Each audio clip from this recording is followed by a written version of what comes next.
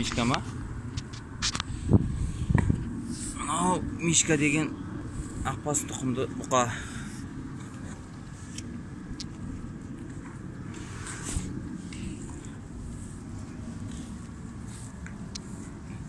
Бес жасар мынау? 5 жасар? 5 жасар ақбас тұқымды бұқа ғой. Лақабы аты Мишка.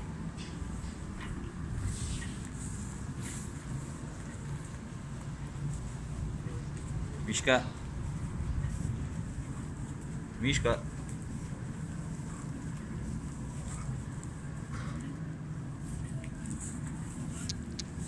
Мынау енді қарапайым бұқалар ғой, менің үйде тұрған бұқаларым ғой.